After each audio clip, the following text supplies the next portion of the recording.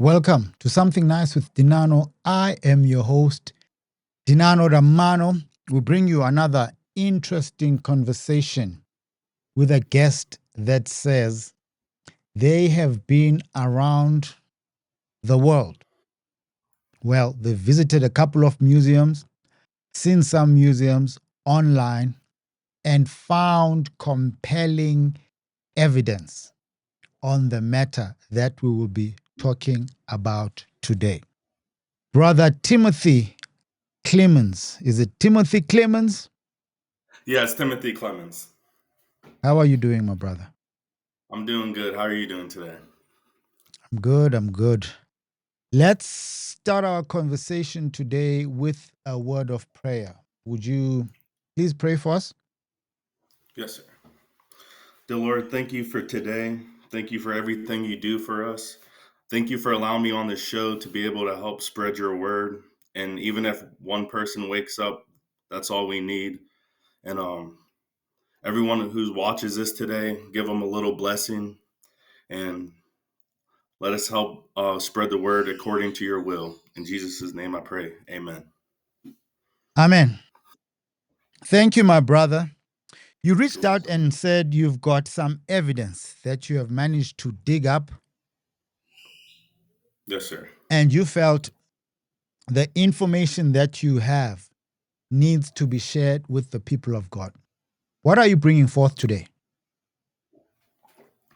Just some evidence of what the real ancient Judeans, ancient Hebrews look like, and other descendants of Shem look like, such as the Elamites and other the Chaldeans, and just what they look like. Because if we understand what the ancient Egyptians look like and what Shem's kids look like, then I think we can get a better understanding of looking at ourselves, because that's who they are. They're basically our ancestors. How far did you go with this research? When did you start? And where did it take you from up to Yeah, now? Just briefly tell us about that journey. yeah. So the journey, it's been the past couple years of just reading and just gathering information, and just like this past, I think 3 months ago is when I started to like decide that I need to like put this information in order to be able to just share it with some other people.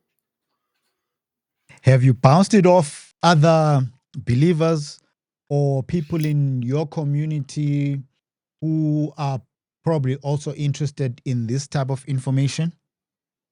Yes, I have. So I first started showing it to my family, and showed it to them first. Then I expanded to my friend group, and I started sharing it with my friends. Then this was my next step. What has their response been? They've been shocked, and I think some of them are like waking up. I know my one friend is, so, and he always sends me some information that he finds on it now. So it's been pretty good. What has it done for you personally? Um,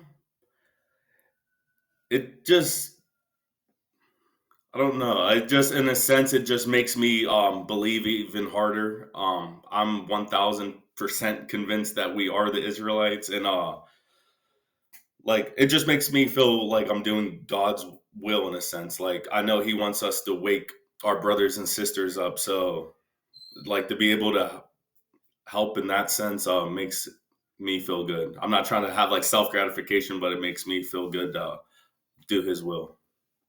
Okay, let's get right into it, brother. Let's Okay. set it off with a scripture from the Holy Scrolls, the Holy Scriptures, the Bible. Yes, sir. Pulling up the Bible verse now.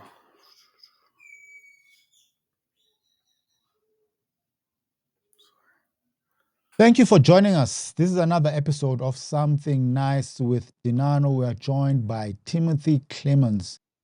He says he has managed to come across evidence that proves that We are the people of the scriptures. We are God's chosen. He's visited a couple of museums. He's seen a couple of evidence from archaeological findings that prove that which he is presenting today. If this message resonates with you, if you are getting what Brother Timothy will be presenting, do the right thing. Hit that like, share this comment, this content, and give us your comment. Tim? Yep. So the Bible verse I would like to start off with today is Deuteronomy 4, and we'll see this verse again later in the PowerPoint. But it starts off with 26, Deuteronomy 4:26. And this is Moses talking to the Israelites. I call heaven and earth to witness against you this day, that ye shall soon utterly perish from off the land whereunto you go over Jordan to possess it. Ye shall not prolong your days upon it, but shall utterly be destroyed. And the Lord shall scatter you among the nations, and ye shall be left few in number among the heathen, whither the Lord shall lead you. And there shall ye serve gods that work of men's hands, wood and stone, which neither nor hear, nor eat, nor smell. But if from thence thou shalt seek the Lord thy God, thou shalt find him, if thou seek him with all thy heart and with all thy soul. Where thou art in tribulation, and all these things are come upon thee, even in the latter days, if thou turn to the Lord thy God, and shall be obedient unto his voice. For the Lord thy God is a merciful God, and he shall not forsake thee, neither destroy thee, nor forget thy covenant of thy fathers, which he swore unto them. And I Amen. just wanted to, amen. And I just want to start off with that because Moses is even telling them that slavery could happen to them even towards the end of the latter days, which has happened. So the first question would be, set the context. What is happening here? I'm Okay. assuming it could be Moses or it could be God. I call heaven and earth to witness against you this day. What's happening? Set the scene for us. Yeah, so the scene is Moses is talking to the Israelites because Moses is seeing how they're pretty much a stiff-necked people and how he even went up to the top of the mountain with the 10 commandments. He wasn't even gone that long.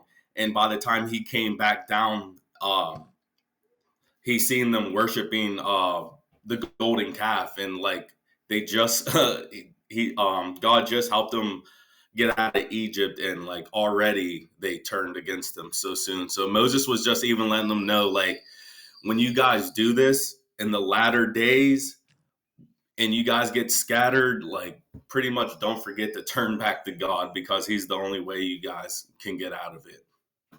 You know, I'm smiling. Yeah. I think this is why I enjoy reading the scriptures, maybe with someone in this type Mm-hmm. of setting, because as I'm listening to you reading, right, and as you're explaining and giving context, I'm thinking maybe really this is about us. We are easily distracted. As you're saying, Moses wasn't gone for long. And when he comes Mm-hmm. back, these people, well, this is how I grew up knowing the scripture. They're already partying, right? Yep. They've built this golden calf. And what are we most known for? A good time, Yep. easily distracted. 100%. I don't know, man. Carry on though. I'm Yeah. just being taken there. Yeah, for sure. And so I just want to I'm going to start off with this just I'm going to touch on the Hamites in the beginning just a little bit, because those the Hamites and the Judeans, they always got mixed up. And we're just going to look at right now just the hair, just a different style of how they portrayed woolly hair. So this is just a coin from Greece from 550 BC, just showing the woolly hair. Okay, I have to share your screen now. Okay. Okay.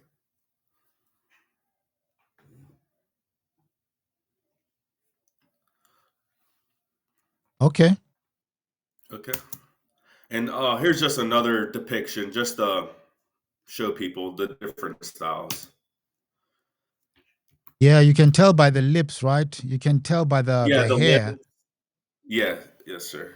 the And nose. this is 560 BC, in the ancient city of Greece, and it's a clearly an African man, and with the hair.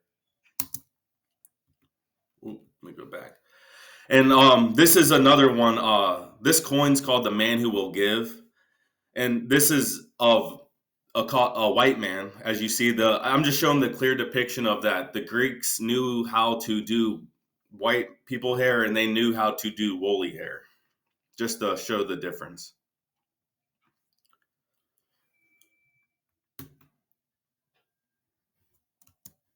And here's another one. And the rings for the woolly hair. It's either the dots or the circles for the woolly hair. Okay, hold on. Keep that one on because I want to get that text that is written there. Okay. But now I just need to find a way of. Okay. Oh, rings for woolly. Okay. 450 BC. Okay. Thank you. Thank you. You can go back to the way you're showing it. Boom. Okay. And this is in 1792. This is a Barbados coin, and as you see, even in the BC times, and even towards the 1800s, it's the rings or the dots for the woolly hair. It hasn't ever changed. Yeah. And as we know in the Bible, the Phoenicians come from the Canaanites, so which are Ham's children. So as you see, the hair is growing up, and the circles are on top for the woolly hair. This is how the Greeks portrayed the Phoenicians. Okay. And there's another one. Let me go back. And here's one more just to show you a Greek Phoenician mask, just the afro and the circles on it for the woolliness. Okay. Let me go back. And here's just one last one just for the woolliness. Ancient Egypt, Nubian. As you in the bottom right is the Benin Empire, and as you see, they have the circles on top of the afro, and this is all depictions of the woolly ringed hair. Hold on. Let me just have a look at those. So Okay. I see go back to the previous slide with the different heads from different regions. Yeah, Oh, no, sorry. no. Yeah, this one. Ancient Egyptian pharaoh's hair, ancient Yep. Nubian pharaoh's crown. Okay. No, because I'm particularly looking at the lips and the Yeah. noses, right? Because Mhm. there's been that controversy that's been happening with some what do we call it? Statues outside the pyramids or around the pyramids with their noses removed. I'm trying to Yeah. see if, for example, the ancient Egyptian on the top left versus the Hmm. pharaoh crown. I was trying to Yeah. see if there's any difference in the shape of the nose. Okay, that's fine. Let's go ahead. Okay. And just the Hamites, the sons of Ham, were Cush, Mizraim, which was Egypt, put in Canaan, and that you can find that in Genesis 10:6, just to show that all these people were brothers. So the focus today, is it on the Hamites? No, not at all. I'm just showing you what Hamites look like, just because we're just touching on them briefly, just to show you that because when we touch on Shem's kids, they're gonna look just like these people, Okay. and so I'm just yeah. Just giving just a brief rundown on what they look like. Okay. Go ahead then. Okay. And here's another one. They never found a crown in Egypt, and as you see, the rings were for the woolly hair, and it's still culture in Africa. People still do the hairstyle. Hold on. You say they've never found a crown in Egypt. Yes, sir. They never did. Okay. A crown as in the head garment that's worn by royalty? Yeah, so this thing that we're looking at with the circles on it, they always were saying it was a crown, which it never was a crown. It was its hair. Okay, okay. As depicted by the Rwandan hairstyle, which is quite recent, right? Yes, sir. And we'll go to the next. So let me go. We've seen this one before, but it's just a close up of the rings on the hair. Yeah. Let me go back.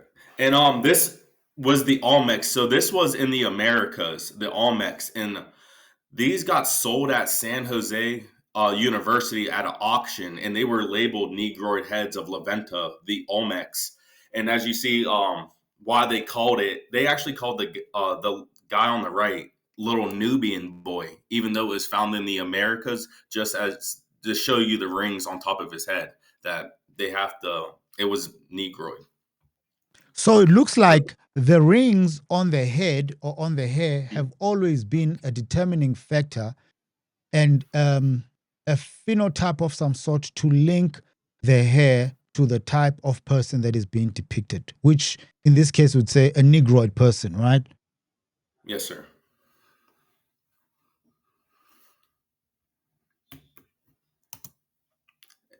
Ooh, let me go back. So this is the actual. We're almost done with the Hamites, but this is the actual bust of King Tut, that they found, and this is King Tut on the walls behind you with his wife. He's the one with the little headband on his head. Okay. But if you would today, let me go back. Sorry. But if you would today type in King Tut, this is what they show you, which we know it's AI. They can only AI these images because it's not in the archaeology that he looks like this Go anymore. back to that image because now you're just showing the chair. Oh, okay. My bad. Yeah. So this is what AI Yeah, is this is giving AI. us. Okay. Yeah, this is And what AI is giving. this would probably be like an Arab, right? Yeah, so let me. So this is the why it's Egypt is painted like that, and this is like the main archaeologist to the left of us. He's the main archaeologist at in Egypt right now, and as you see, the AI version looks like him.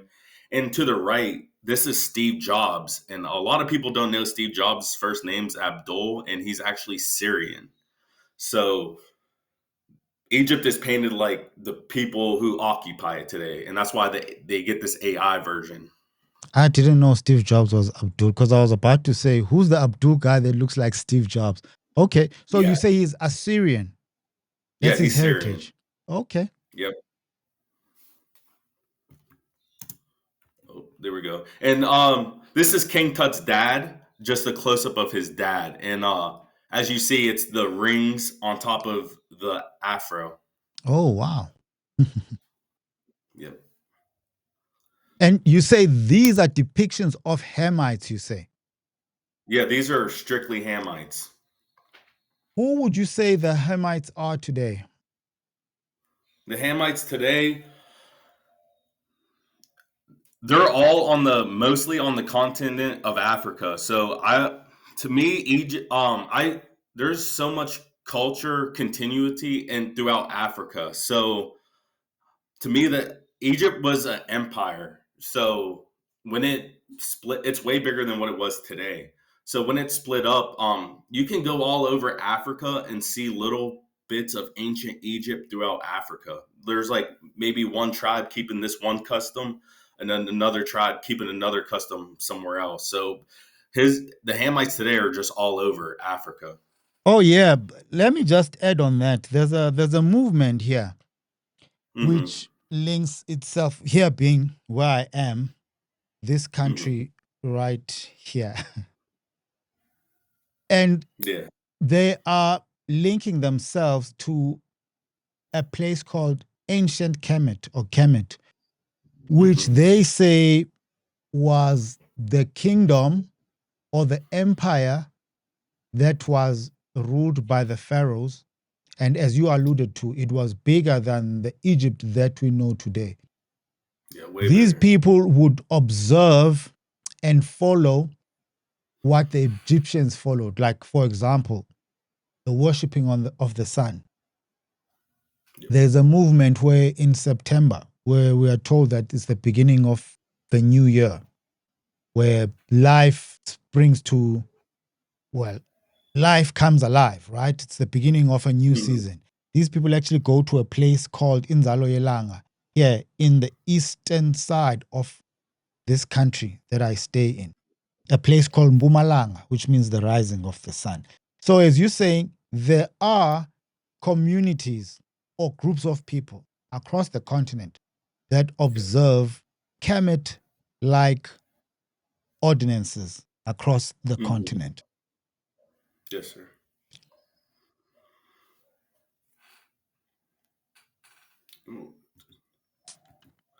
And we only have a few more slides of the Hamites, then we'll be done with them. But so this is King Tut's mom, and we can see how she looks and how she's depicted.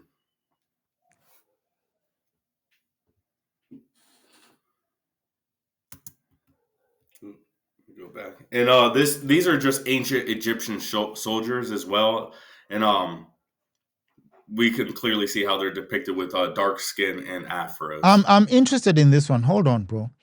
Where did you Yep. find this one? Because to me, it just gives Zulu type warriors going to war. Where did you Yeah. find this one? How is it described? Where you found it? Can you Yeah, remember? yeah. So these are ancient Kemet soldiers. And you can just type in ancient Egyptian. So this is in the museum in Egypt, but if you just type in ancient Egyptian soldiers, they pop up. Okay, hold on. Let's do that on my side.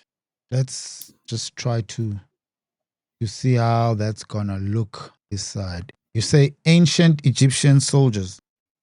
Yeah, maybe you might have to type in a figure like statues or something to make them pop up. Should you say statues or pictures, Yeah, type. armor?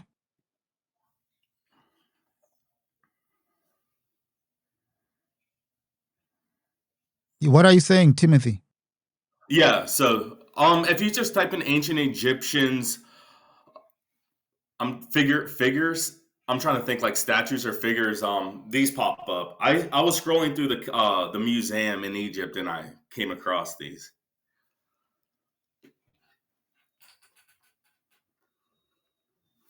So it would be great if you could give us a specific search term because Yeah, let me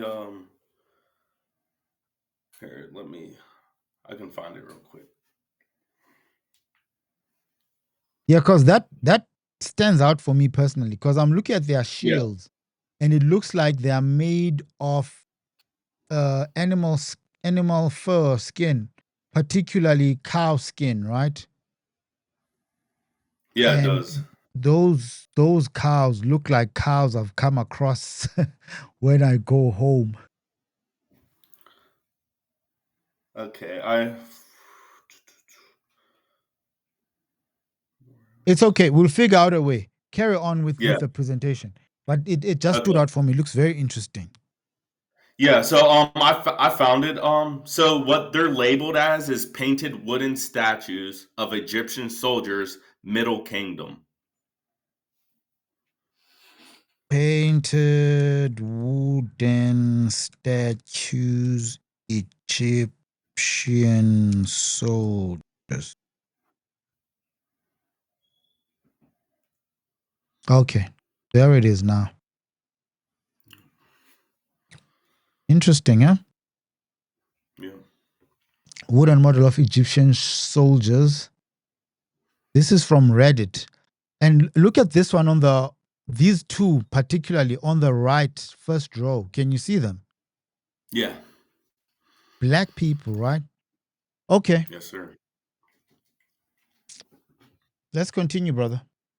Okay. So these are the Cushites, and at the bottom, people all usually when you when people talk about Cushites, they only talk about the super dark skinned one, not knowing that the guy Cush had brown and black. It's just brown and black goes together. And in the bottom is Cushites as well, painted just in that dark brown red color like the Egyptians. And I had that Genesis 10:6 verse up to show you that these people were brothers. And so Cush and Egypt look just alike. And on the side, I'll read what I have. So this is the painting is depicting Cushites carrying tributes of gold and ivory and animal skins from the tomb of Visor of Tut. So this was from Tut, and the Bible verse I wanted to add to this picture was Numbers 12:1, and this is the King James version. And Miriam and Aaron spake against Moses because of the Cushite woman whom he had married, for he had married a Cushite woman. So this is who Moses has married, in a sense.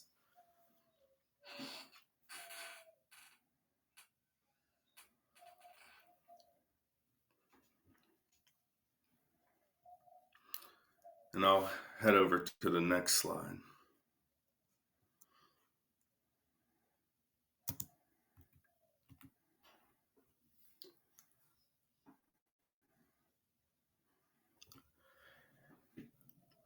Can you hear me still?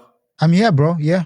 Go ahead. Okay. All right. And I was just showing the culture continuity throughout Africa. And as the left, we see that is called soapstone, or like a perfume and incense on top of their head on the left. And as you see, they're still doing it in Africa today on the right. But which And communities are just, these, though? You need to point us to the people. Don't just show us yeah. pictures. So these pictures, these people are in were in Sudan. Okay. They look, I'm not an expert on how Africans look like, but I would say these resemble somehow East Africans. I was Mm-hmm. thinking maybe Kenya, but Yeah. yeah, okay, Sudan, yes. They might pass as Sudanese, especially the elderly woman at the bottom. And just a few more, and we're done with Egypt. And so this is Egypt on the left hand side, and on the right is a Beja gentleman from Northeast Africa. And as you see, it's the same hairstyle from. He's compared to a sixth dynasty minister of agriculture, 2,300 years ago, and it's the same hairstyle as.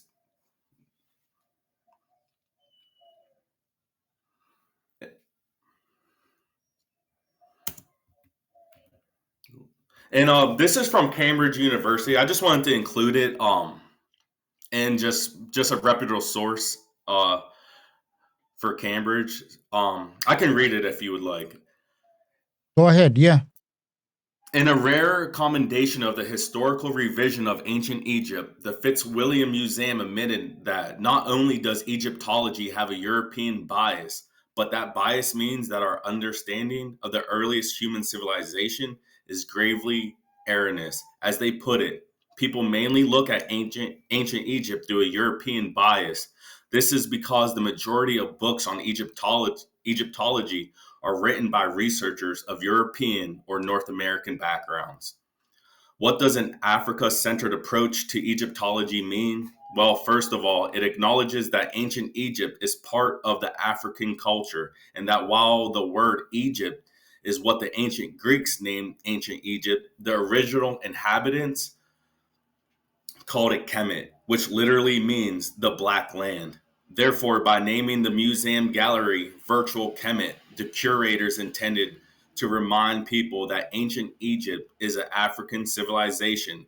And while the culture had contact with people from other civilizations, it was essentially African in its culture and well as its geographical placement. The museum insists there are many links between ancient Egyptian and modern African culture, ranging from objects such as headrests to hairstyles such as the sidelock. And the other evidence support that idea that it was an African culture in addition to being geographically in Africa. For these reasons, Egypt is seen by people of African descent as a part of their culture, heritage, and history. Egypt was an African country, and their artists depicted the Egyptians as Africans with black skin and tightly curled hair. If there if there remains any doubt about the heritage of ancient Egyptians, the museum declares if we look at the skin color and also the facial features on representations of Egyptians, many are what we would consider today to be black African. However, if we leave color aside for a moment, we can also find out a great deal from looking at the facial features shown on Egyptian statues. Here, there can be no doubt that we are dealing with people who were African. Faces were broad with high cheekbones, and jaws are typically strong. The noses are also broad, and the lips are generally full and fleshy in appearance. And just some depictions as well. Okay. So we are still continuing with the Hamites, correct? Yeah, there's just 3 more slides, and we're done with the Hamites.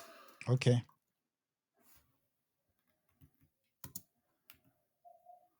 And these are Egyptian captives, the Cushite to the right and the Philistine. And I included the Philistine because they're sons of Ham as well. And this is who King David fought, was a Philistine, Goliath.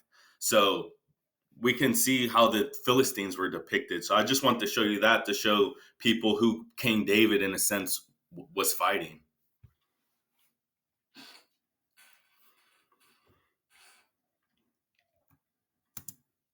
And this, we're about just 2 more slides of them. And so this was the Phoenician as well. This was found at the oldest Phoenician site in Spain. And we know they descend from Ham, and you can tell this is a Hamite just looking at it. But this is a Canaanite as well, which is important. I have a Bible verse. And this is another depiction of Hamites Hold that on. they found. Are you saying a Hamite is a Canaanite? Yes, sir. Okay. So, and you say you've got a Bible verse that's going to prove that, right? Yeah, I have a Bible verse. People always talk about usually how the Greeks thought the Greeks mistaken the Hebrews for Egyptians, but also I wanted to show that Africans, the Canaanites, thought that the Hebrews were African as well. Okay. So this is my last depiction of the Canaanite on the right, and so these are some Bible verses from the siblings who look alike. Now that we know what the Hamites and Egyptians and the Cushites look like, we can start with this. So Acts 21, verse 37. And as Paul was to be led into the castle, he said unto the chief captain, May I speak unto thee? Who said, Canst thou speak Greek? Art not thou that Egyptian, which before these days madest an uproar and leddest out into the wilderness 4,000 men that were murderers? And that was Paul. And we know Paul was a Benjamite from the tribe of Benjamin. Okay. And so this is Genesis 50, verse 10 through 11. And Hold this on. is about On Paul. Okay. Let's just look at Paul. I think I Okay. had heard somewhere that, okay, let me not say what I heard that he was, right? So the tribe of Benjamin, who can you link them to today? The tribe of Benjamin. I'm honestly not good at I know like some people like do the linking. I'm gonna be honest, I'm not I don't know what specific tribe everybody is, but I know we are the Israelites. I think more God will reveal who we are in time to come, but as of right now, I don't like to say because I just don't know honestly. Would you say Paul was an Israelite? Yeah, Paul was an Israelite because there's a Bible verse I can find by the time we're done, but he says he's a Benjamite. He Okay. specifically says he was from the tribe of Benjamin. The reason why I'm asking, I think I had recently heard, I think it might have been someone who had come on the podcast who had said Paul was actually a Greek person from Hmm. Greece. But anyway, we'll wait for the verse. There are two verses now that you've promised, right? Canaanites Yeah, and yeah, Hamites, and then yeah, Paul, a Benjamite yeah. or a So descendant of Benjamin. yeah, he was a descendant of Benjamin. So this is a verse that deals with the Canaanites who were looking at Joseph, and we've seen what the Canaanites look like. So Genesis 50:10-11. When they reached the threshing floor of Atad near Jordan, they lamented loudly and bitterly. And there Joseph observed a 7-day period of mourning for his father. When the Canaanites who lived there saw the mourning at the threshing floor of Atad, they said, "The Egyptians are holding a solemn ceremony of mourning." That is why the place near Jordan is called Abel Mizraim. So even the Canaanites, Joseph was up on a hill, because he asked Pharaoh to if he can bury his father, and he was allowed. So he went up on the hill and just having a ceremony for his father, and the Canaanites who were in the land were looking at Joseph and them, um, and the Egyptians together up there on the hill, and they thought that even the Canaanites thought they were all Egyptians up on the hill, even Joseph. And we know Joseph was the progenitor of the 12 tribes. Okay.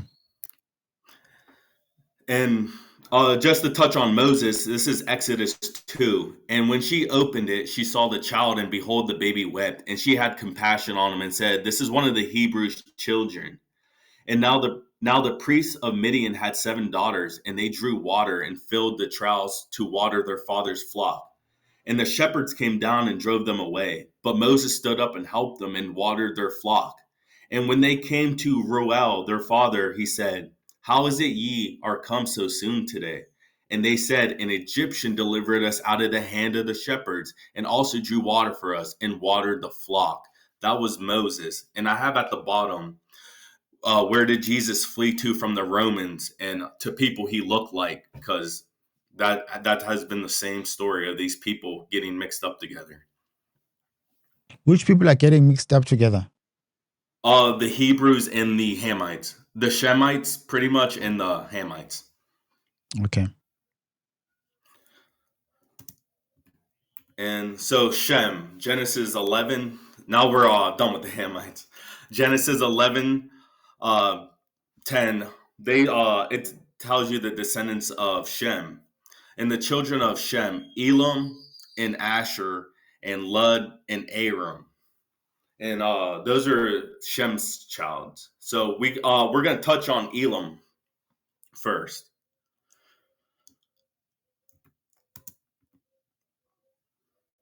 So these are the two people on the bottom right. These are the two excavators who excavated Susa, where the Elamite Empire was at the time. And and the Elamites are Abraham's, in a sense, uncle, because Abraham came from Elam's brother. He didn't come from Elam. So in a sense, this is Abraham's uncles in a way. But as you see, there's a map to the left of us, and it shows you where Susa was. It was near Baghdad in Iraq. Yeah, I And see that. they excavated this between 1881 and 1886, and we're gonna see what he has to say about the excavation in his book. To the top right is his book as well. What's the name of the So book? You can't yeah, see the whole title there. yeah. So it's in French. I can spell it out. It's Lacropole de Sus. Okay. It's the translation is excavation of Susa. Okay. So in the beginning, it talks about the primitive population and during the archaic period, and he even tells you that what he finds. they're negritos of the plain, which is just Spanish for black. So he even tells you the primitive population, the main people on the plain were Negroes. And we're gonna he'll show us as well. So on page 2, if you can see on the bottom left, this is a picture from outside of in his book. The dots on the hair for the woolliness.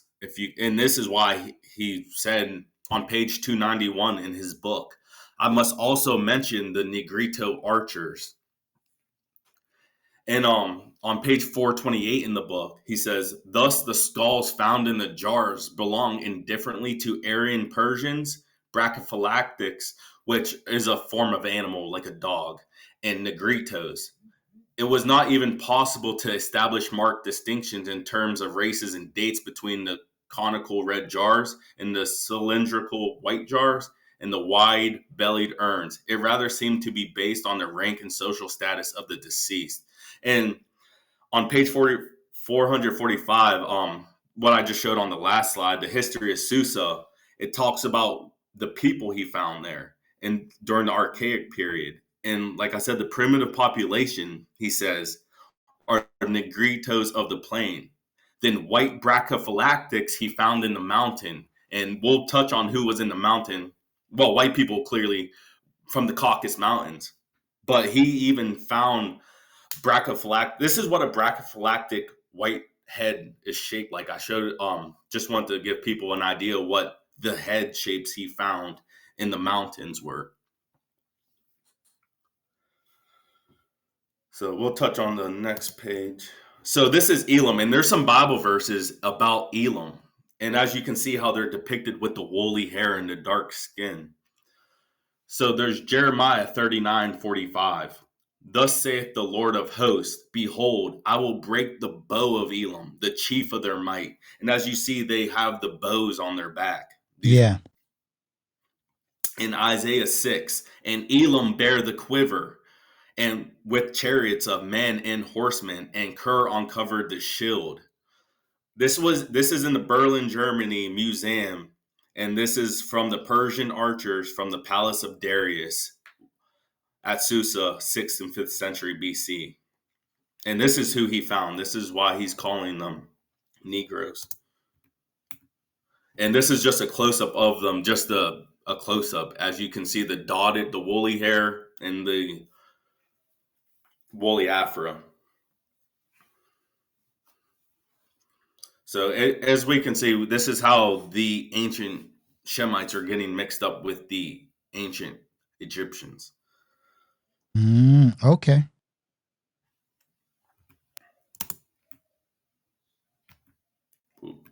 So, and this is Darius 1. He was the king of Susa, and we'll see what Darius looks like. But this is just outside of the temple walls. As you see, just the people, I just want to show the afro hair, the circles, and then you can see a little bit of his beard still for the woolly beard.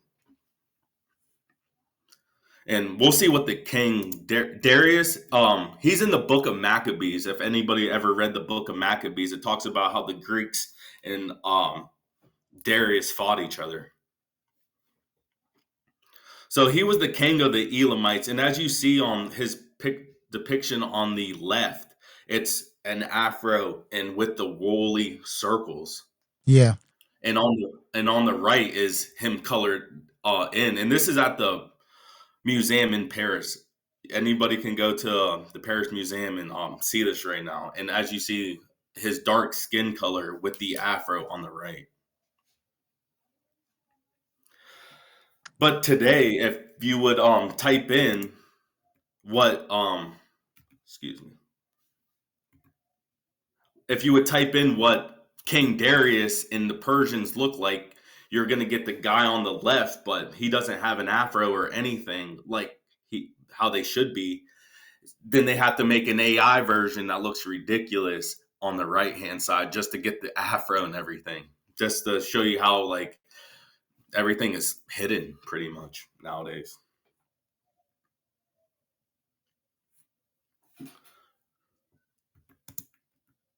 So these are Hebrews in captivity, and this is 700 BC.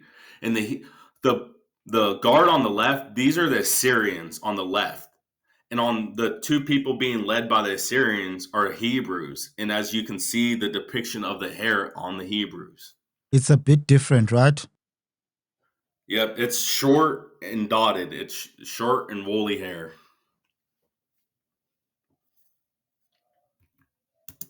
And this is the Assyrian relief. So after the conquest of the Judean city of Lachish, King Sennacherib, I couldn't be pronouncing that wrong, sits on his throne as ruler of Lachish. So this is in the London Museum in the United Kingdom. And as you see all the Hebrews with the short woolly hair and their hands going up, and there's one kneeling, every single one of them have short woolly hair, every Hebrew. Okay, just explain what's happening here and where is this one? This is in London, United Kingdom, in the museum. Okay, and what are we being shown here? Yeah, so this is when they got conquered, and this is actually a way bigger mural than this. You'll actually see this is when they got conquered and they were getting killed. You'll see some of them in the bigger one that some of them are getting murdered and getting their skin like filleted, like they were. It was just like a massacre, pretty much, of the Hebrews. This is when they Okay. got conquered. Okay. And so we'll move on. And as you see, I just want to show a side by side of the Hebrews in captivity and the Egyptians, just to show you this is not the same person, but these people is why the Canaanites thought they were Africans and how the Greeks thought they were Africans. Yeah, They're there's a resemblance there in the hair. Yep, it's the same people, not the And same people, but there's similarities. And you can see the difference between them and the Assyrians. I'm assuming the guy on the left with the spear is an Assyrian, right? yep, those are the Assyrians that conquered them and leading them into captivity.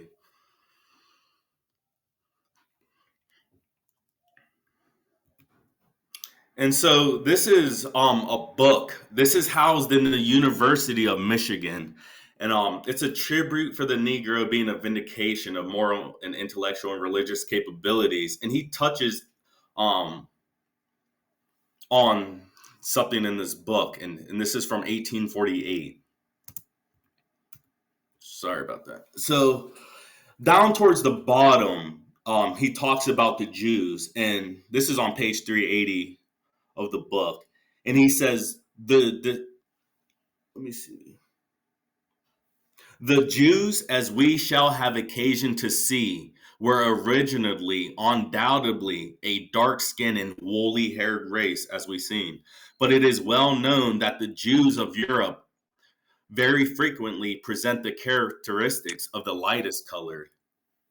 So, like I said, even this was common knowledge. Like, there's so many books back in the day, just because if you look at the Hebrews, they have woolly hair. So that's why he's saying like they were undoubtedly a dark skinned and woolly haired race. So, and I just put this up just to show you people like that they want us to believe that the Romans couldn't find a white person in Africa, which is it's ridiculous, to be honest. What is this in reference to now? Yeah, so this is when Jesus hit in Egypt and how people um want you to believe that no, if Jesus was a white person, how he couldn't hide Yeah. amongst Hamites. So it's like how everybody's just looking at him like He if would Jesus stand was out. white, He would stand he would out. stand out. Yeah. Yep, So you that's can't all they're hide thinking. where you stand out. Yeah, exactly, 100%. And this is just slavery in Egypt on the left, and just slavery today. Well, not in closer to modern times, not today, but it's just to show you the same thing it was happening. As you see, the slaves in the top right hand corner have that little rag over their head, And the slaves, I'm sure all where we got scattered to all over the world, they wear the same garments almost. It's like there's nothing new under the sun, the Bible says. And as we see, it's the same thing thousands of years later. So I just want to touch more on the more of Shem's kids real quick, and we'll get into some Bible verses. So Asher and our facts. This is where they say Abraham came from. Our facts, and this was Assyria, Mesopotamia, and the Chaldeans. And as you see on the relief, um, it's a woolly hair in the circles, and there's a color depiction that they found to the right as well of a man from Mesopotamia of what they look like. You're either brown or black with an afro, pretty much. And these are Persian guards to the left. The Assyrian I showed you who captured the Judeans. This is an Assyrian king. He's the one who captured that mural that we seen. This was the king, and as you see, even the king of Assyria had the dot woolly hair, and the king to the right of Assyria, it shows you how woolly his braids are with the dots and all the dots on his cheeks, and more to the right of an afro with the circles. This is what Shem's kids look like.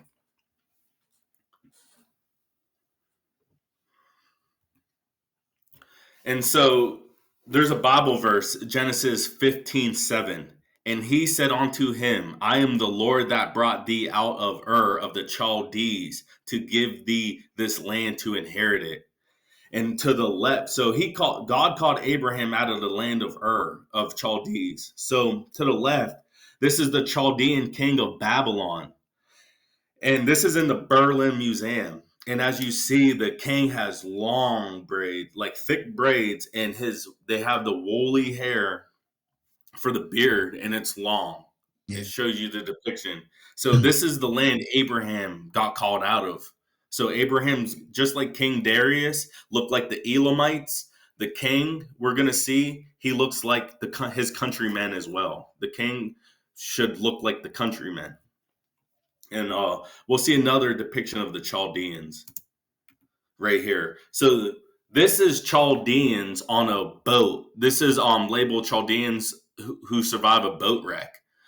And as you see, if on the top right, it just shows dots for the beard, but as you see, it's just thick woolly hair for braids. And these are Chaldeans.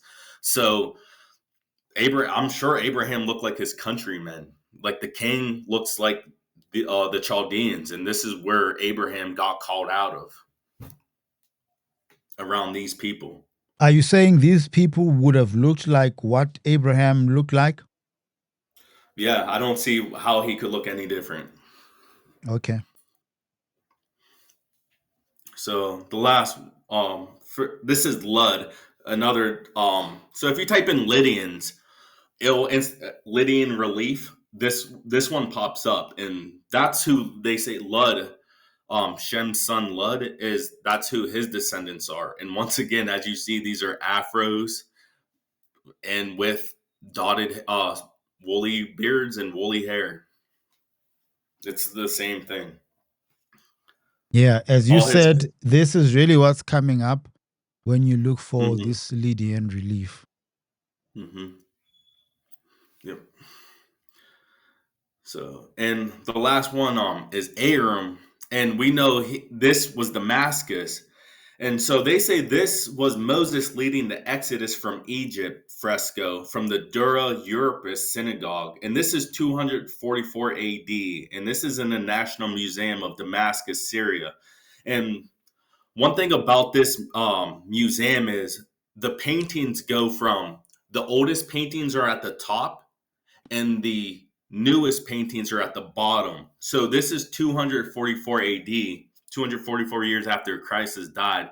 The images are a little lighter, but you can still see the woolly hair on it. And we'll see, I have another painting in the next slide. This is from 100 AD, so this is at the top, closer to the top of the ceiling. And as you see, the older images in Damascus are strictly dark skin. And to the left is in the National Museum of Damascus, Syria, and to the right is it's just a bigger picture of that one. Mm. Strange enough, the guy in the middle on the left, he resembles a person I know. Yeah. Yeah. So, and this is a book just to help drive the point home. So this is by Baron von Maltzen, and he's writing about the geography in 1871 of Arabia. And in this book, it says the inhabitants of this part of Arabia nearly all belong to the race of Himar. Their complexion is almost as black as that of the Abyssinians. Their bodies are very finely formed with slender yet strong limbs. Their faces are Semitic, noses generally alkaline. So he's saying like that, not the lighter people we see today over in the Middle East, the ancient ones that were over there look just like the Abyssinians, and to the right is which is another term for ancient Ethiopians, and to the right is a tribal man from the Abyssinians. So he's saying that the ancient Elamites, who we just seen in everybody, look just like the ancient Ethiopians, which once again that Moses, Joseph, everybody getting mixed up for the ancient African.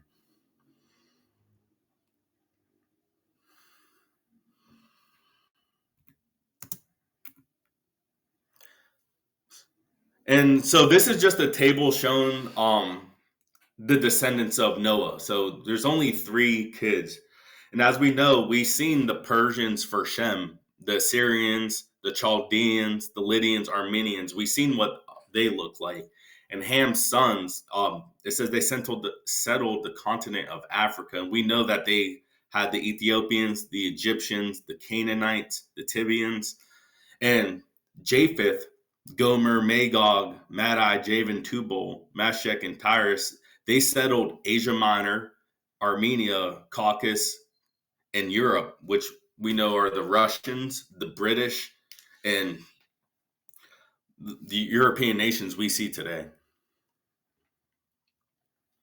So I want to touch on Esau just for a brief second.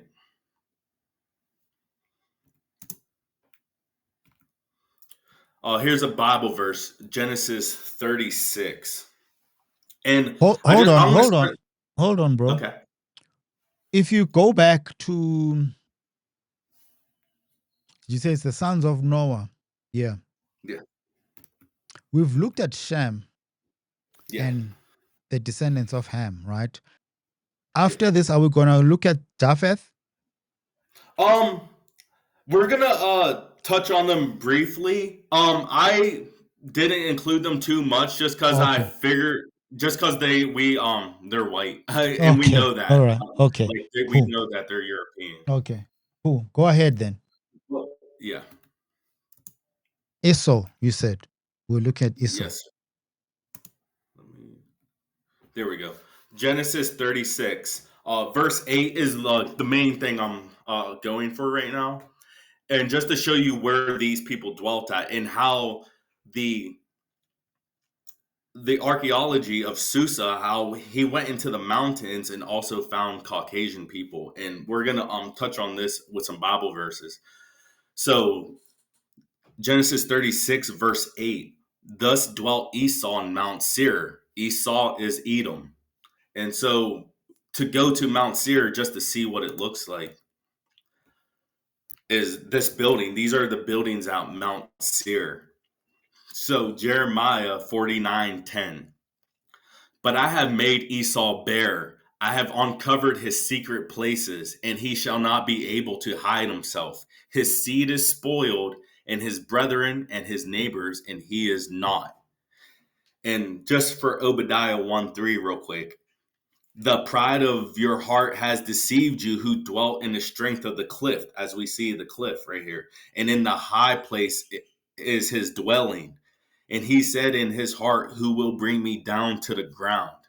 And so I just want to show you the building archaeology, not the archaeology, the architecture of just this building type, because it's going to come into play.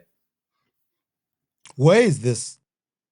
This is in Mount Seir. So this is in the mountains towards, I guess, the Middle East, but I don't like the Northeast Africa. But somewhere up in the mountains. Okay. And you say later it's gonna come into play again when we look at what? Yeah, it's gonna come into play in like a couple slides. I just wanted to show Okay. you guys the building, and we're gonna touch on one Bible verse real quick. Okay. It's already reminding me or making me think about a building in Ethiopia. So Genesis 36. I'm not good with these names, but there's a main point in this verse. Go to And Genesis 36 because we're not seeing it now. okay, let me go back. Okay. Yeah. Oh, can you see it now or? Now we're back to that structure. Okay. Hold on. There you go. That's what are you seeing on your screen? Okay, There you I go. see it That's now. Genesis 36. Yeah. Got it now. Okay. So there's a specific name that these people, Esau's descendants, get called. So these were dukes of sons of Esau. And as you see the word dukes, the sons of Eliphaz, the firstborn of Esau, Duke Timon, Duke Omar, Duke Zepho, Duke Kenaz, Duke Korah, Duke Gatam, Duke Amalek. These are the dukes that came of Eliphaz in the land of Edom. These are the sons of Adah. And we can jump down to 19 real quick. And it says, these are the sons of Esau, who is Edom, and these are their dukes. So there's only one race of people that go by this, and we will see shortly. So the name Dukes, it comes from an English Anglo Norman surname, meaning it's associated with various European ethnicities, English, German, etc. And this is a building, but I have a side by side in the next slide. So as you see, I don't know if so if you look at the top, they had that circle ball, and on the two sides, the two angled up roofs, it's identical. If you can see it. And so this place to the left, it was built for the seats of dukes of Marlborough. It was built for the dukes. And God said these people cannot hide themselves, and their secret places are uncovered. And as you see, it's the same architect as when Esau was in Edom, for which are the dukes. And this building to the left was specifically built for the dukes. The same building.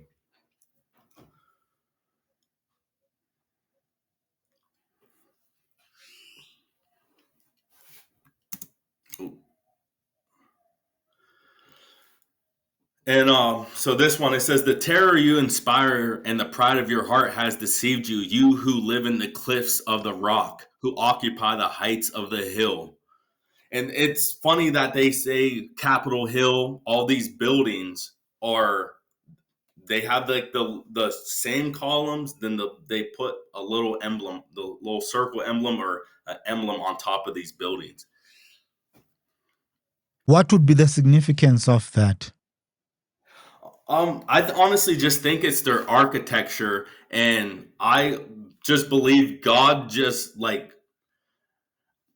they can't hide themselves, so it's like they're have to be spotted because God doesn't let them hide themselves. Like we have to be able to point these people out. So I just think they just continue to do the same thing their ancestors did, in a sense. Okay. And so we know King Herod in the Bible, he wasn't really a blood Jew. He was a Jewish person who converted, King Herod. Um, but we know King Herod was a product of Rome. So I just have this up. This say he can't hide himself, and this is just the Roman Colosseum to the right, and a stadium to the left, and it's like we're in the same like rinse and repeat cycle. Like God said, there's nothing new under the sun. So we just like the Israelites had to live with Esau, we have to live with them, and we're like the Colosseum was right there. We have our own Colosseum. This is the same thing. Where's the stadium on the left? Yeah, so this was the Pittsburgh Steelers Stadium. So it's an American stadium. Is it America? Is it Canada? Yeah, this was in America, in Okay. Pennsylvania. Okay.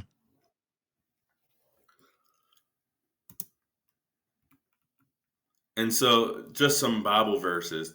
And so I have an Old Testament Bible verse and a New Testament Bible verse to just show you it's the same thing. I have Malachi 1 verse 2 verses 2 and 3. I have loved you, says the Lord, but you say, how hast thou loved us? Was not Esau Jacob's brother, declares the Lord? Yet I have loved Jacob, but I have hated Esau, and I have made his mountains a desolation, and appointed his inheritance for the jackals of the wilderness. In Romans 9:13, it says, as it is written, Jacob I have loved, but Esau I have hated. So I think that's self-explanatory in a sense. But so so this is a map. I actually had this in my house and I had it for a couple years and I had no idea. Like I just never looked at it, and one day I just looked at it. And so this is peoples of the Soviet Union. This is from National Geographic magazine.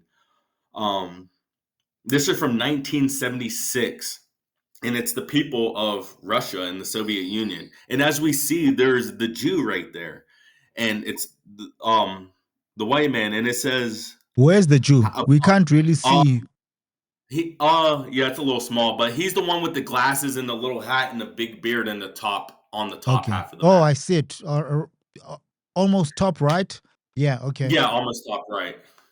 And so, and it gives you a brief description of them, and it shows you on the bottom left hand of the map Khazar, which these are where these people descended from, and even National Geographic put this information out that these people are from Europe and they're not Shemites.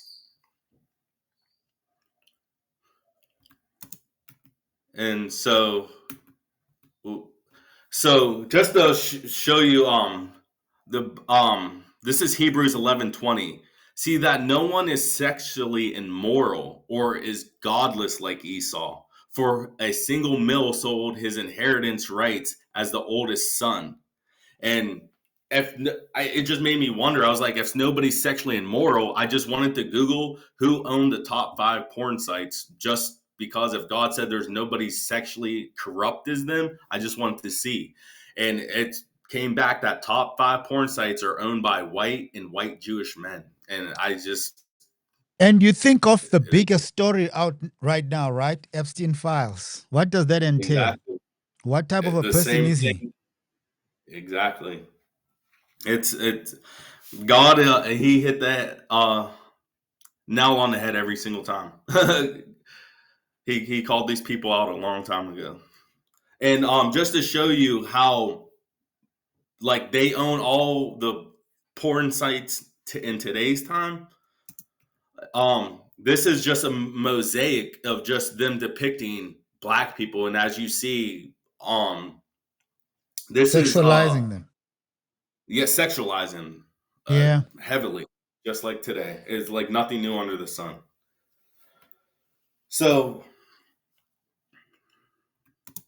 we're gonna right here is this is their depictions of their artwork of the wild man, and it's just hilarious that we know Esau was in Edom. They moved over into Europe. And it just is funny. Genesis 25:25, it says, the first came out red, covered with hair like a fur coat. So they named him Esau. And in Genesis 27:11, it says, and Jacob said to Rebekah, his mother, behold, Esau, my brother, is a hairy man, and I am a smooth man. And this is their depictions of wild men in their culture.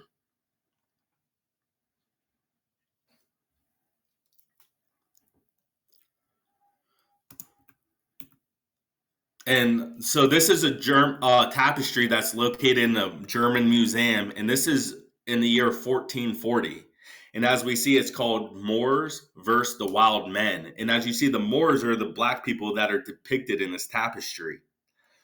And they're fighting hairy, wild, white men.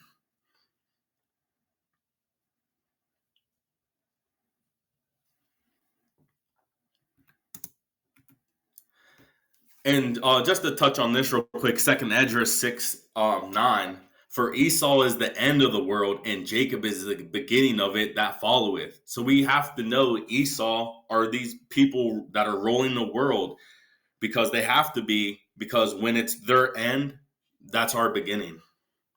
And we haven't started our beginning yet, so it hasn't been their end yet. Provide context to the scripture. What's happening here? Yeah. How do you get this interpretation? So Esau's the end of the world. Yeah, so right now it's talking about how when the two children were born, Jacob and Esau, the Bible explains how one brother will serve the other. And so we're pretty much serving Esau right now, because Esau is ruling the world. And Jacob, the Israelites, we know our prophecy is we're going to be ruling the world one day, in a sense, not in like a negative way, but in a sense. And we're clearly not doing that right now. We're not ruling anything at the moment. So we know the white man right now is ruling the whole entire world. And like I said, so for Esau is the end of the world. So when it's their time, it's the end. And I'm kind of repeating myself, but in Jacob is the beginning that followeth. So like our prophecy will come when it's the end of their world, when it's our time. And you reckon that time is close by, or is at hand? I think it's I definitely think it's closer than it's definitely close.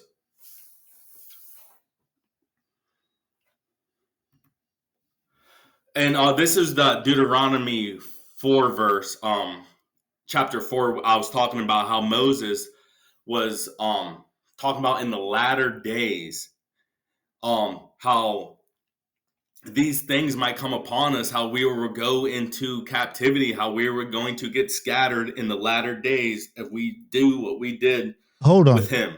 We need to read it, because I'm seeing a lot of mistakes on how it's written here. It's Deuteronomy chapter 4 verse. Is it the one that we started with? Yeah, it's 26. Starting with 26 to 31. I can read it again. No, we've read it already. That's the one we started with, right? Yes, sir. Okay. No, let's go on. Okay.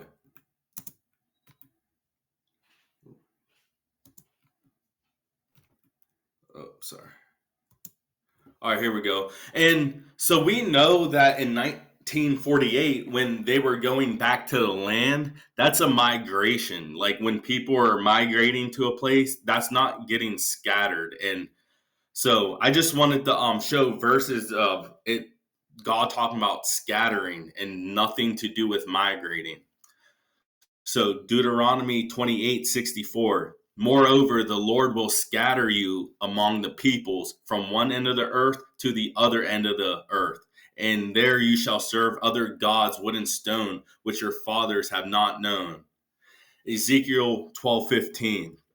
And they shall know that I am the Lord when I shall scatter them among the nations and disperse them in countries. So that was a sign like us, the mass scattering has never happened in history. And it never happened in history because that was supposed to be a sign.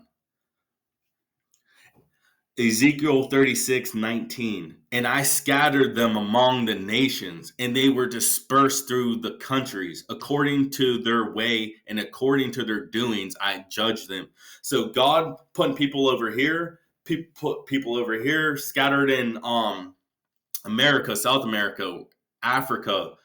We all got scattered according to our sin and about how bad we were, according to our doings. In Jeremiah 9:16, I will scatter them among the nations whom neither they nor their fathers have known, and I will send a sword after them until I have consumed them. In Isaiah 11:12, and he will lift up a banner for the nations and will assemble the outcasts of Israel and gather together the dispersed of Judah from the four corners of the earth. So if God's not gathering us together, like, it doesn't even matter. Like, we can migrate wherever we want, but at the end of the day, we have to wait for God to gather us.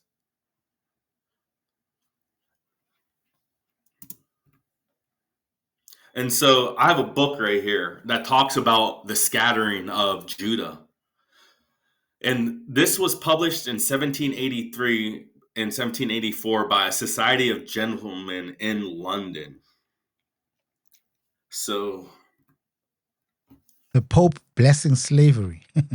yes, so the Pope, which is Rome, is, well, it happened because God scattered us, but he used Rome to do it.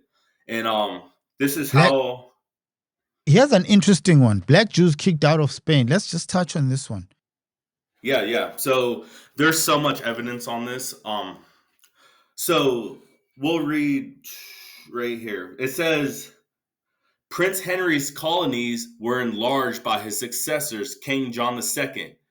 In 1492, expelled all the Jews to the island of St. Thomas, which had been discovered in 1471, and to other Portuguese settlements on the continent of Africa. And from there banished Jews, the Black Portuguese as they are called, and the Jews in Luango, which is the Congo, who are despised even by the very Negroes are descended. So we're going to touch on it, but he's even saying, like, there's other sources, but saying that when they kicked these Black Jews out of Spain, and they went into these colonies in Africa, the Africans didn't like them. Like, these, just like the Egyptians in a sense didn't like us, the Africans didn't like us when we were in Africa. And we're going to touch on this. We're going to go in the book. So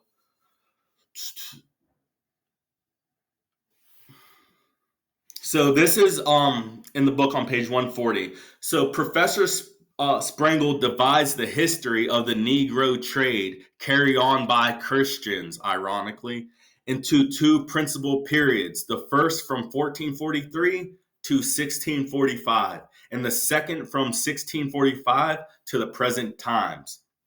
The first period is the time of its increase, during which not only the founders, the Portuguese, but the English, the Dutch, and the French dealt in Negro slaves, though chiefly for the use and consumption of the Spaniards in the sugar and tobacco plantation of the Brows. During the later period, those four nations, so the four nations were obliged to share the trade with the Swedes. Oh, let me go back. The Danes, the Brandenburgers, the North Americans. So those are the seven or eight, it was, nations already. It's showing you that that these people went in, that these slaves went into, that these Christians took us into slavery. And it tells you right here, it starts, Gonzalez was the first Portuguese who in 1442 returned the Negro slaves purchased instead of the Africans. And it tells you right there again, they wanted Negroes, not Africans. They wanted the Jews, not Africans. They didn't take Africans into slavery. They took Negroes into slavery. What would be the difference, brother? The Jews that were kicked out were it's just the prophecy. It's just how it was. It's just like how it was meant to be. Like God, I'm gonna show you what we were doing in West Africa to help get us into captivity. So are you saying, based on the book that you're reading and how you interpret it, is it a book? Is it an article? It's a book. It was a book. I would call this a book. Is it insinuating that Hebrews are not African? Exactly. Okay. And you would agree with that? Yes, sir. What are they? And Shemites. They're descendants from Shem. They're not, like I said, we mix, like throughout time. Like Moses had an African wife. Like, so we're of course going to have some of the same DNA as these people, but at the end of the day, we're the seed of Abraham. We're not the seed of Ham. These people being African.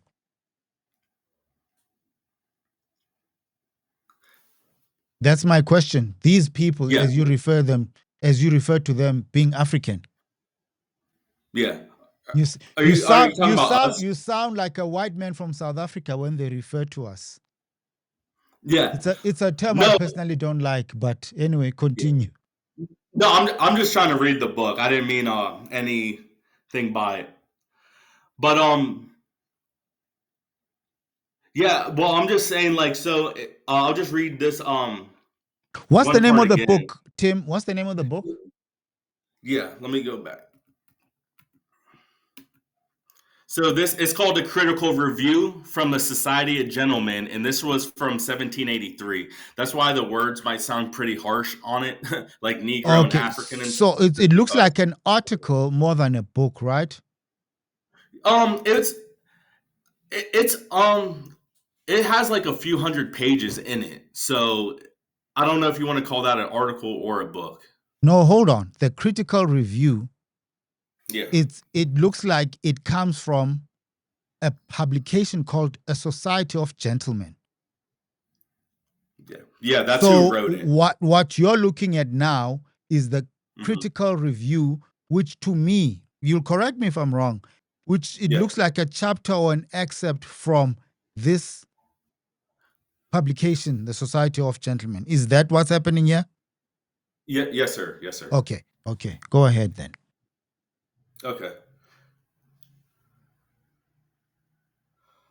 Okay, and I just want to touch on this about how Rome, the Pope, blessed slavery. I just want to read this little excerpt. Hold on. I'm interested in the heading you've given it, right? Yep. You say black Jews kicked out of Spain. If you're specific enough to say black Jews, would I be correct in thinking there must have been white Jews too? Well, the reason why I specifically put that is, if you go online right now and just even try to get a little history of Jews in Spain, they act like we weren't in Spain. Like they act like there was no colored people in Spain. And I'm just driving the point home that it was specifically us that was targeted in Spain and not any European who that's like I said, I tried to do a lot of research on this topic, and it's just white Jewish men acting like it was them. And I'm just like here to drive the point home. It was not them. Okay. It was us. And so this is where the Pope blessed it. So Pope Nicholas V, in that famous bull by which he granted the unknown world to the Portuguese and the Spaniards, expressly permitted and ordered the Christians to reduce all infidels into slavery.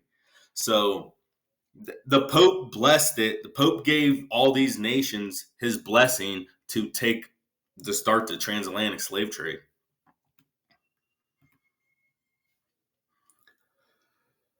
And like I said, and I'll just go over this point and how they knew like I said, they knew the distinction between us and Africans, just between just from this book. It's just to read it again. Gonzalez was the first Portuguese in 1442 who returned with Negro slaves purchased instead of Africans. Like, he didn't want Ham's kids; he wanted Shem's kids. He wanted the Jews. Are you following what Brother Timothy is saying? Are you getting it? Are you agreeing with him? Let us know in the comments. Give this video a like. If it resonates with you, share it with other people who you think might also resonate with. He's saying he's a Negro, he's not an African. It's not the same thing. The Jews are not African, which to me sounds like contrary to what we've been hearing on this podcast. But as I always say, this is not a Hebrew Israelite platform. This is not an Africanism or Pan-Africanist platform. It's a platform for people who say they believe in the Bible. He's bringing forth his interpretation of historical documents. And he's saying black Jews are not African. Carry on, brother. Yes, sir. And so this is 1862. This is housed in Oxford University, the home tutor, and we can dive in and see what this says in 1862 in Oxford. So on page 65 in his book, he says, a remarkable fact in the history of Luongo in the Empire of the Congo is that in that country, according to a statement which was fully credited by Oldendorp himself, a writer of the most correct judgment and of impeccable veracity, contains many Jews settled in it, who retain their religious rights and the distinct habits which keep them isolated from other nations. Though thus separate from the African population, they are black and resemble the other Negroes in every respect as to physical character. Like, we had our own thing going in Africa. We didn't have the same anything as Africans. Just because we didn't fit in, we're not Ham's kids. We're not going to do Hamite stuff. We're going to do what we do. And they're saying that they founded. I'll just keep reading real quick. Though thus separate from the African population, they are black. We resemble them and resemble the other Negroes in every respect as to physical character. It is probably in allusion to this case that Pennington in his textbook says the descendants of a colony of Jews originally from Judea settled on the coast of Africa are black. So I just wanted to show evidence of black people in Spain now. Which coast of Africa is he referring to? Because Africa is so... They were saying we were all over. So this specific one was talking about the west coast of Africa, but like he was talking about he found Jews in the Congo, like all over Africa. He found Jews. And so this is a painting that was done in Spain in the 1500s. It was the 16th century in Lisbon. And as you see, there's a Moor right there with the cross, which means he's like in command. That's a sign of leadership. And as you see, throughout, every person with a red jar on their head is a black person. As you can see, how many of us were in Spain. Like, this is a real painting. It's called the King's Fountain, if anybody wants to look at it. And this is, you can see how many of us were in Spain at this time. The whole back right of the picture is all of it. Like, there's not that many Caucasians, white people in this. I see a man riding a horse without anything red on their head. Are you saying, is it only the... Hold on. Yeah? What are you saying? Yeah. I was just saying that the Moor, he's the one with the red jacket on the horse. I meant the red cross on the back of his jacket, if you can see that. Yeah, I can see it, but there's a reference you mentioned. You said all the people with the red hats are black people. Did you say that? The red jars on their head, I meant. Oh, red jaws. Okay, okay. Yeah, But the I red see there's jars. other black people without jaws on. Is there a Yeah, yeah, difference yeah. I was just between? Yeah. um I think this is just a depiction of like who I'm gonna flip to the next to show you who she's gonna give context to who these people were over there. So Okay. All right.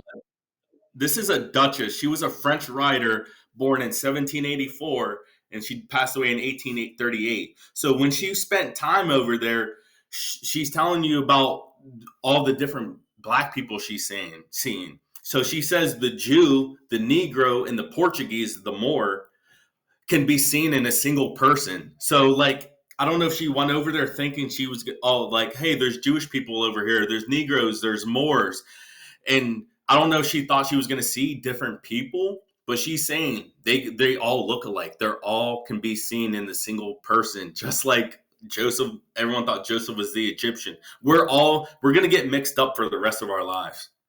There's we Okay. just keep getting mixed up. So this is just to put it in context one more time. This is one more. This is by Maximilian Mission, and it is considered a genuine historical and factual travel vlog. And this is from the year 1739. So in this on page 139, he says, "'Tis a vulgar error that the Jews are all black, for this is only true of the Portuguese Jews, who marrying always amongst one another, begat children like themselves, and consequently the swarthiness of their complexion is entitled upon the whole race, even in the northern regions. But the Jews who are originally from Germany, there, for example, he's seen these people, he says, I have seen at Prague, are no blacker than the rest of their countrymen." So he's even telling you like the only time he's seen black Jews are these Portuguese Jews. And we know that these Portuguese Jews were kicked out of Spain and sent into Africa. And we're gonna touch on that, but as he was saying, how these people always married, the Portuguese Jews specifically married within their race. And there's a Bible verse, Leviticus 13:30, why these people at the time wouldn't have children with white people, and because these people went by these are the real Jews, and these people went by the Old Testament. And it says, "The priest shall examine the infection, and if it appears to be deeper than the skin, and the hair in it is yellow and thin, the priest must pronounce him unclean. It is a scaly outbreak, an infectious disease of the head or chin." And I just want to touch on this for 1 second. And as we see in India, we see, for example, the kid to the right would be considered unclean. He has that yellow hair.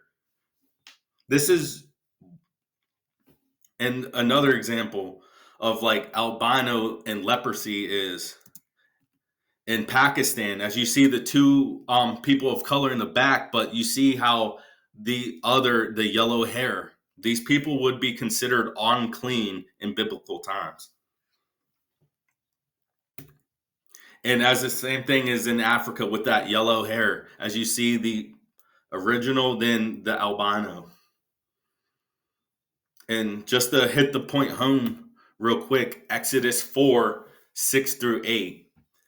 "And the Lord said furthermore unto him, Put now thy hand into thy bosom. And he put his hand into his bosom. And when he took it out, behold, his hand was leprous as snow. And he said, Put thy hand into thy bosom again. And he put his hand into his bosom again. And he plucked it out of his bosom. And behold, it turned again to his other flesh." And just as just a picture to drive it home, a white person couldn't turn white, as you see. Like so, when Moses' hand turned leprous, it turned white. He was a colored man who his hand turned white. And just the touch on this again. Japheth's kids in Genesis 10. We'll start on verse 5. This is talking about Japheth's kids. By these were the isles of the Gentiles, divided in their lands, every one after his tongue, after their families and their nations. And this is about Japheth's children. And we know Shem's descendants weren't called Gentiles because that's where King David and Abraham and them come from. So I didn't include them. But I put Ham's descendants in this as well.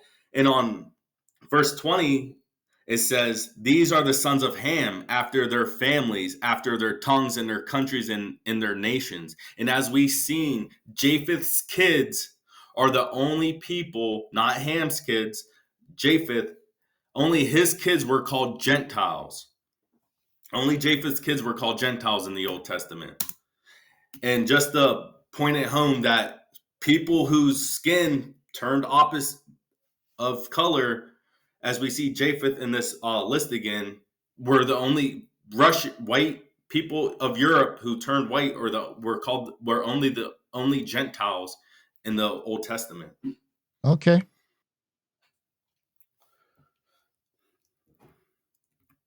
And so this is how and I just want to touch on how we were in West Africa and how the Jews got kicked out of West Africa. So this picture, we can read at the bottom, it says the crowning of kings of Judah. And this was in April 1723, it says. So as you see, they knew. So hold on. Are you saying now this is showing when the Negroid or the black Jews were kicked out of Africa? Yeah, we weren't actually. They called us Negroes. We're Israelites, but they called us Negroes. I was just showing you the distinction that they knew we weren't Africans. Okay. Yeah, we're Israelites, but they were just calling. That's the byword that they called us, is Negro. Okay. But so this is the crowning of kings of Judah, and as you see on the left-hand side, the people are on the left with the colorful dresses. Those are all Europeans right there. And these are the tribe of Judah right here to the right.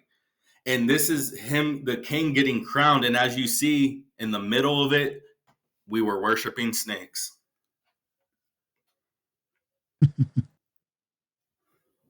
What significance does that have? Like just the Moses thing again. He says we were worshiping golden calves. We sitting in Africa. We got kicked out of Spain. We're in West Africa right now, and I see the Europeans know where we were. That's why they all showed up just to watch the king of Judah get crowned, because they knew we were where we were. And the significance is prophecy is going to happen because we're not following God anymore. Like, we're still keeping names and titles, King of Judah in this, but we're not worshiping God. We're worshiping snakes now. Okay. Have you done your DNA test? Yeah, I did. What does it say? I'm mostly Benin, Nigerian, Bantu, and my mom is European, so English, British, and German. But on my father's side, he was mostly Benin. My father. Do you? I do not want to say believe. I don't think we can believe in science. Maybe some people can. Do you buy what it's saying? Do you agree with what it's saying? I honestly don't go too much into it. Just because I know the people who own the DNA test aren't us. So I don't know what kind of gimmick they got going on, but I think God will wake up his people. I think God just has the final say. When you say not us, who's the us you're referring to? Is it the black Jews? Is it Africans? No, I'm saying Europeans own these DNA tests, and I'm sure that they're not going to sit here and give us the truth all the time. No, that's not what I'm asking. You're saying the people that do these things are not us. Who is the us you're referring to? I think I know who you're talking about when you say the ones that do these things, right? When you say they are not us, who is the us you are referring to? Oh, us, Israelites. Okay. Yeah. not Africans. Yeah. I and what I mean that is like we're not descendant Ham's kids settled mostly the continent of Africa, but like Ham's kids didn't go into mass slavery. I mean, slavery has happened to Ham's kids actually. If the Belgians, I understand the history of Africa. Europeans pillaged Africa, so terrible things have happened to Africans. But the transatlantic slave trade did not happen to Africans. It happened to Abraham's seed. Yeah, the reason why I keep coming back to this question is because Yeah. what you're bringing is fairly new to me. Hence, Yeah. I keep pushing back and I keep Yeah. going back to it because my understanding is that some of these slaves that were taken in the transatlantic slave trade came from the southern parts. This was something I recently heard. So I'm trying Mm-hmm. to balance what you're saying with what I have been hearing and what I've recently heard. And it seems Yeah. like it is contrary to what I've heard. So that's why I need to just find out where you are and where you're Yeah. getting your information from and how you Yeah. differentiate yourself as a so-called Negro who's labeled a Negro by whoever wrote these books that you keep referring to, and Yeah. who we are told by other guests who've been on the program who the Mm-hmm. real Israelites are. So I'm trying to Yeah. balance those two. And for me, they're not in sync. You're actually leading me to a direction that I haven't heard. So Yeah. I'm still trying to process what you're saying. Yeah. So pretty much is like where I'm getting at is we like just like Joseph, just like Moses, just like everybody in the Bible, um, we look like Africans, or they're gonna think we're Africans, but that's not our bloodline. Our bloodline's not Ham. Our bloodline is Shem. So like No, they I were even see. saying, I see where you're yeah, going because you started off well comparing the Hamites and the Shemites, and there's yeah, resemblance between those two, I don't know, peoples, right? And I think yeah, that's where you're leading this conversation. You're saying those peoples resembled each other, right? Curly hair, darkish skin, but they were not the same. So I guess yeah, that's what you're saying about who Israel is versus who they might have looked like and who they were confused to be, hmm exactly, where when the truth is they're not those people. Okay. yeah. And here's another picture, and it as well as you see, it says King of Judah, and as you see, he has Portuguese influence. He has that the white hair that they do like for courts and stuff, like for the important people in Europe nations. But this was the King of Judah in West Africa, as you see, and like they were easily targeted. Um, they got raided. There's like they were saying, they were despised by the Africans when they got there. And as you see, why we were despised, because we might look African, but we had zero African customs. We were, Okay. as you see, the king. He had Portuguese flowing white hair. Imagine this guy running around Africa like this. Okay. Where do you guys originate from? Of Judea, and like I said, after Jesus even said it was going to get conquered and fall, we all got scattered. And I just was trying to pick up where we were, and like research showed that we were in Spain at a point in time. And like I said, I just wanted to find evidence if we were in Spain. We found some books, and then like we're finding these paintings of the King of Judah in West Africa with Portuguese influence. Where's Judea? Can you point us to Judea today? Where you're from? Well, there's a map. Here's a map. You guys might have seen this. So this was, as you see, the Benin, down to the bottom right, and it said this is in the Library of Congress in the United States. This map, and as you see, it says that this was in West Africa where the king was and everything, where they kicked us out to. It says Kingdom of Judah or Ouida Slave Coast. They turned the Kingdom of Judah and to the slave coast. Just zoom out. Where exactly is this? Are you saying this is where Benin is, the west coast? Yeah, this is where Dahomey and Benin is today. Where Benin and what's the other place you mentioned? Dahomey. Dahomey. I've never heard And of such a place. Hold on, brother. Just yeah. are you able to zoom out? Unfortunately not. This was I just clipped the picture of but if you type in Kingdom of Judah, West Africa, this map will pop up. Okay. Okay, let's wrap it up. Okay. And so this is I found this. I was watching an Oxford seminary seminar on just like ancient maps, and this just popped up when I was like watching it. And as you see where Guinea is, and this is called a D'Anville map. And this map, ancient maps have a lot of writing on it, a lot of fancy paintings and stuff. But D'Anville said, I want to get rid of that stuff. I only want to put actual like things that we know in Africa that are there on this map. And right in the west coast of Africa, right above the Y in Guinea on the west coast of Africa, it says Kingdom of Dahomey. And it talks about how the African king conquered Ouida, which is Judah, how the African king of Dahomey conquered Judah.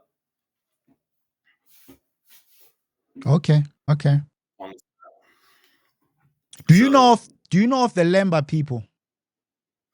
I heard of them. I don't know too much about them, but I did. What have you heard about them?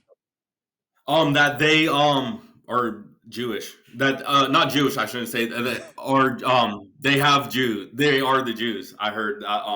I just watched a couple of videos about how people were going over there to see them because are you them? Are they you? Or are they African and you are not?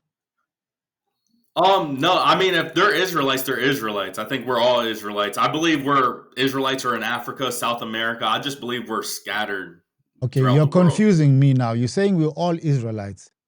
I'm an African. No, am I in the all or who's in the all? Yeah. Well, I'm like, there's videos of tribes in Africa that the white Jewish men of today, they're going over to Africa because they're finding these tribes that kept these cultural customs for thousands of years, and that they are the real Jews. So like I said, not everybody in Africa is the real Jew. And but there are scattered throughout Africa Jewish people. Is everyone black in America the real Jew? No, because in the Bible it says not all Israel is Israel. So we all might come from Abraham, but God has a specific. God has a specific. Yeah, he has a specific people. I think, like he says, like not all Israel is Israel. So like we might come from Abraham, but like I'm not even saying it's me, but God has his set apart people who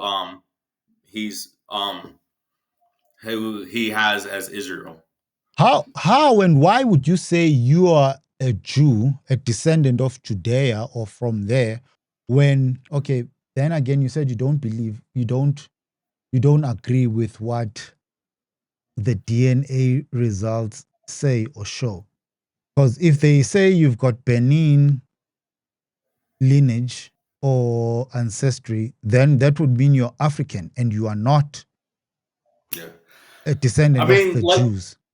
Yeah, I mean, I clearly have African blood in me. We were in West Africa. That's why we can trace it our DNA to back to West Africa. We're gonna all have African DNA, but at the end of the day, we don't have Abraham's body to grab Abraham and DNA test Abraham and then DNA test us. I'm sure if they DNA tested Abraham, they're gonna say he was African too.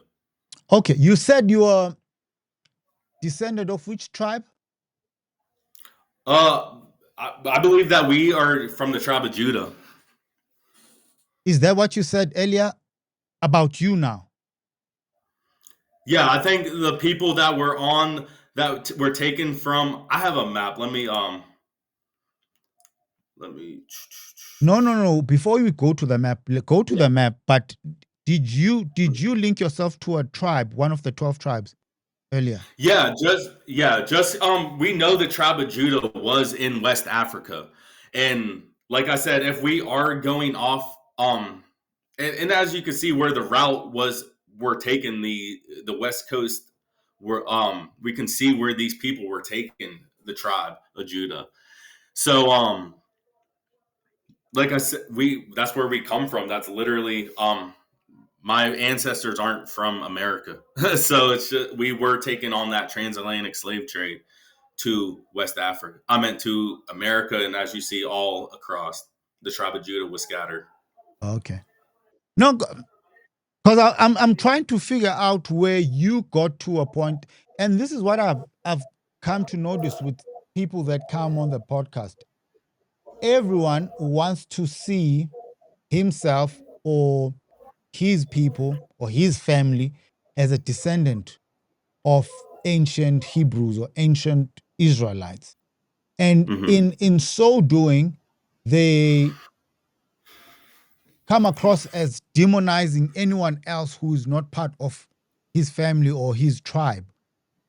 Somehow this does not sit well with me, but then again, that's me and my issues.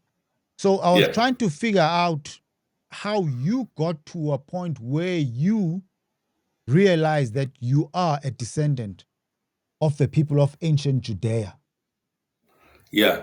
I definitely don't want to demonize anybody. We're supposed to love thy neighbor, so I hope everyone knows I would never demonize anyone. Even if you weren't a child of Abraham, I'll treat you with love and respect. But how I came across it was I honestly cried out to God one day, and because I believed, I came to a point a couple years ago where I believed that we were the children of Ham. I mean, like the curse of Ham was black people, and I honestly thought, like how like you see all these YouTube videos about the curse of Ham, how God and how the Mormons teach that black people's skin turned black because of the curse of Ham, and so these thoughts kind of entered my brain, and I was like, dang, God might actually hate us. And so I literally cried out to God. I was like, well, I'm going to go find why God hates us. And during my time trying to find out why God hates us, um,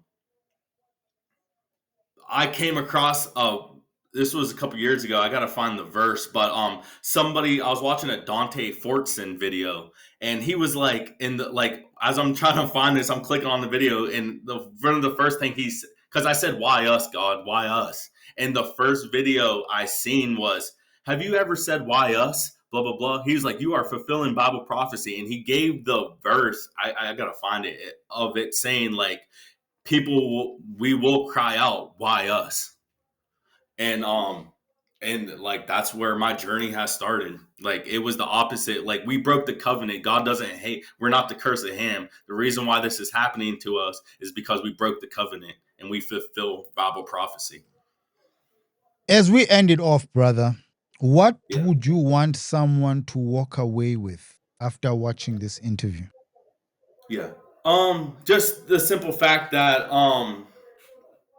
like I said, we're scattered everywhere. I believe God will wake up who he wants to wake up, but I'll just came to show pretty much just like just the we can see ourselves in these people like that the Elamites, that the ancient Persians, the Chaldeans, these were people of color, and that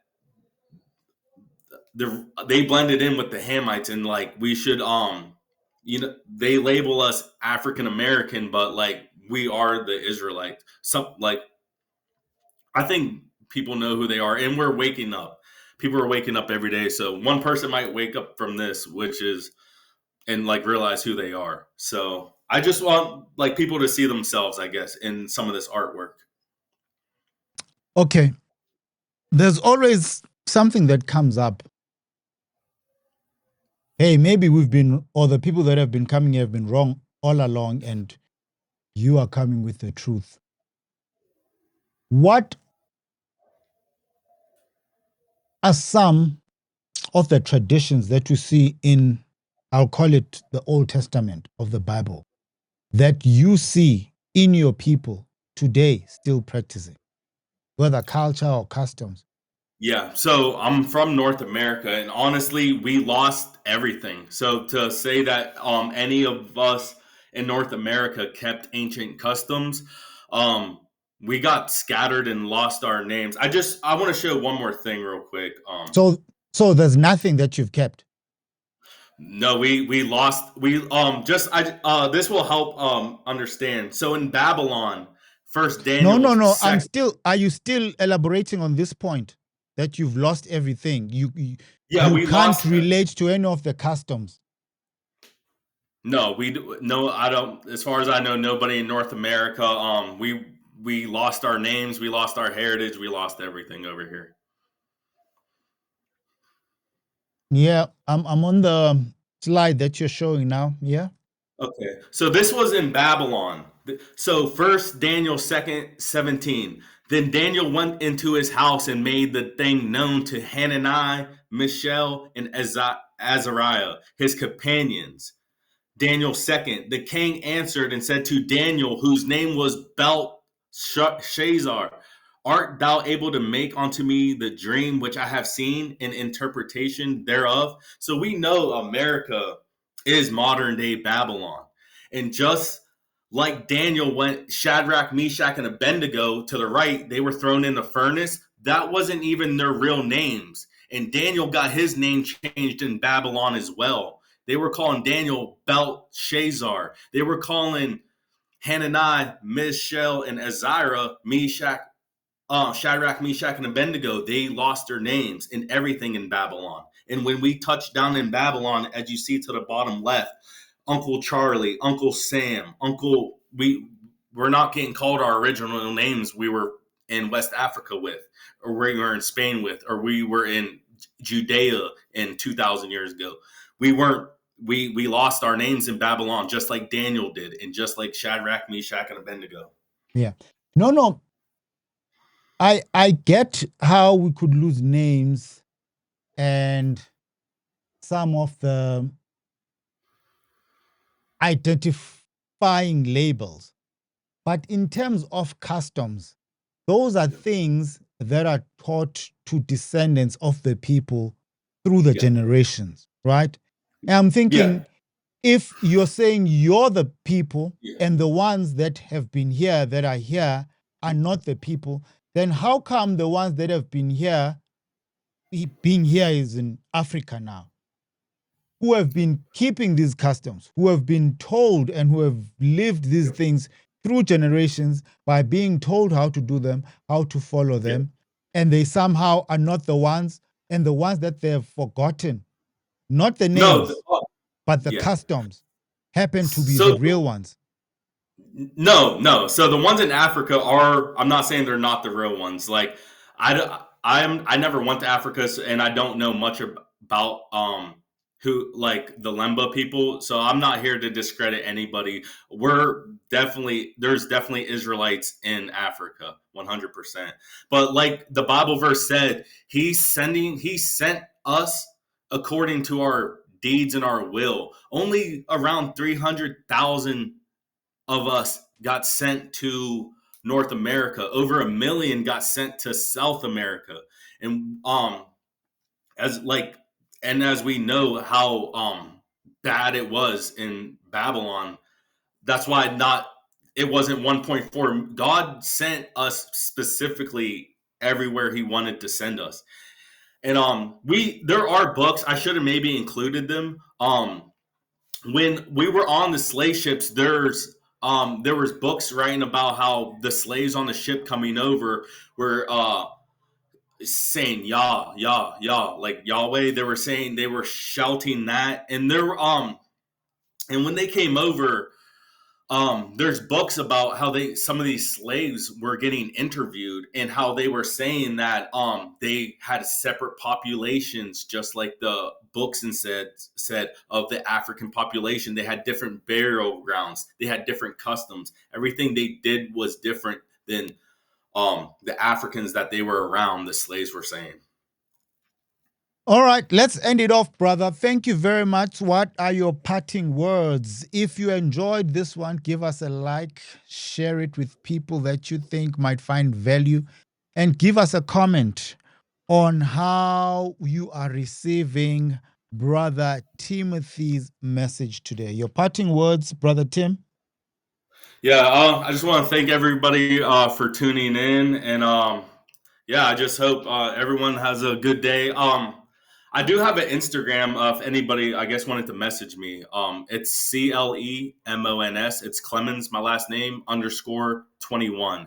If anybody wanted to reach out, I can respond that way as well. Okay, say it again. Clemons, it's my last name, Clemons _21. I That's my want to put it Instagram. out there. But I don't know. Oh, okay, hold on. Let me try to write it here. Why isn't this thing coming through? Just say it again. Yeah, it's Clemons, Clemons _21. Okay, let me write it down here. CLE. Yeah. MONS. MONS _21. Yes, sir. Okay, let's show it to the people. Clemons 21. Is that how it looks? Yep, Clemons _21. Yep. Thank you, brother. That's it. That's where we leave it for this episode. Thank you very much for joining us. It has been another interesting conversation with Clemons, or Timothy Clemons. Not another conversation with Timothy Clemons. Our first conversation with him. Is what he's saying resonating with you? Are you getting it? Are you understanding? Are you receiving it well? Let us know if you want to see him back on the channel for a live stream. I am your host, Dinano the Mano. Thank you very much. This is where we end it today. See ya.